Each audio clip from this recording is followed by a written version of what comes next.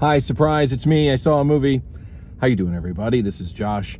I have been to the cinema and I saw a curious film starring one Nicolas Cage. This is a movie called The Surfer.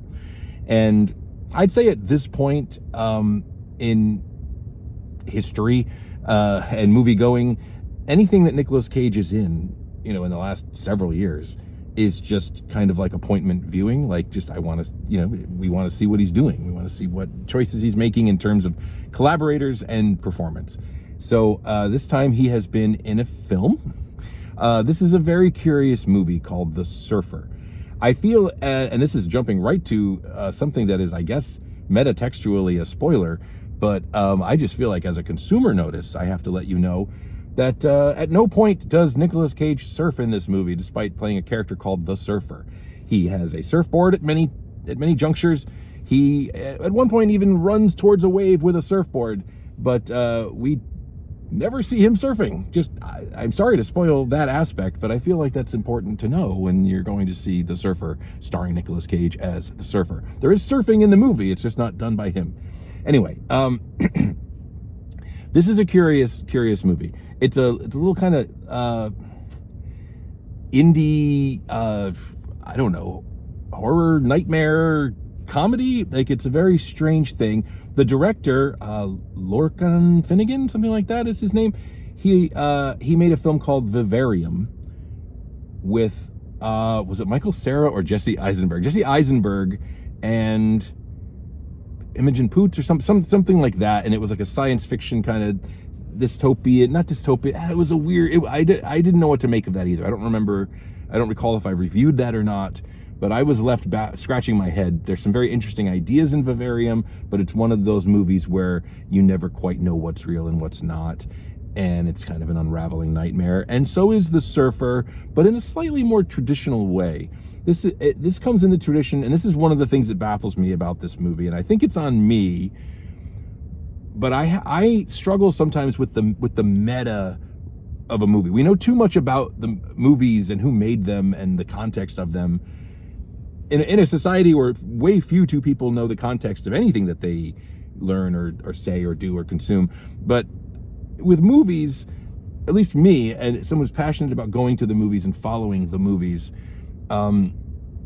if I can't get like a read on what a movie is, I sometimes don't know what to do with that. And this is one of those cases. So what I mean is, we have an Irish filmmaker directing a movie that takes place in Australia, largely with Australians, but starring American Nicolas Cage as someone who grew up in Australia but doesn't have an Australian accent, wants to come back to this place that he remembers fondly from his childhood and buy a house, and he takes his son to surf on this beach, and then a bunch of menacing locals basically like bully him away, and then it just unravels from there in his confrontations with these guys, and that's it. And it's an unraveling nightmare where you don't know what's real and what's not.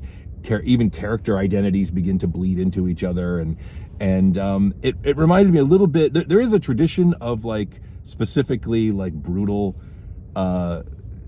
thrillers, like, or I don't know if it's a thriller or what it is, but there's movies like this that take place in Australia. Famously, Wake in Fright came to mind, an old Donald Pleasance movie about a man who gets kind of lost in the outback, and a bunch of local bullies like make his life a nightmare. And I feel like there's got to be some degree of homage going on here. Nicolas Cage is doing what he does.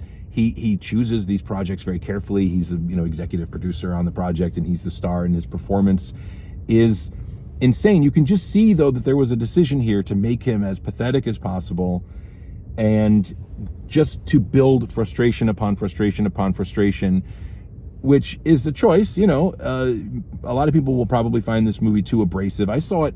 Weirdly, there were a lot of teenagers in the theater when I saw it, and they thought this was hilarious. They were cheering when the bullies were being mean to Nicolas Cage, which I don't think is what you're intended to do.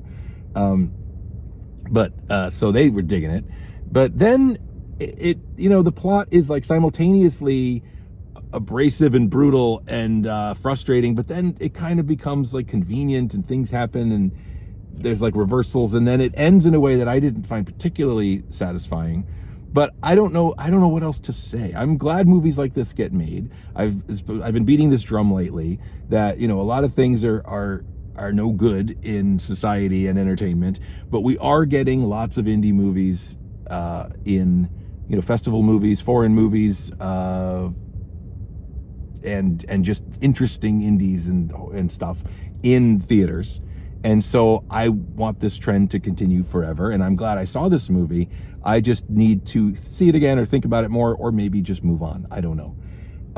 Not much else to say, except that Nicolas Cage, you know, it's really awesome to see someone like get to that level of clout and artistry where they can truly just do whatever they want and choose their projects the way that he does.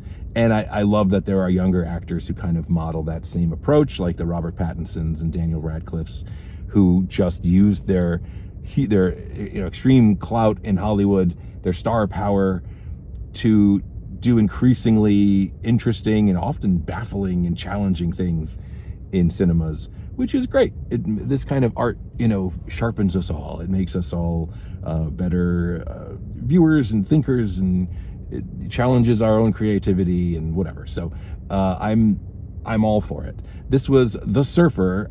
Thank you so much for watching my reviews and my channel. I have a very busy kind of whirlwind month. There will be shorts, but they will be in the second half of the month in May. So stick around for more fun with shorts, more movie reviews and other stuff. You can find me on Patreon at all the links in all the stuff and all the places. I bid you peace. I'll see you again very soon. Josh out.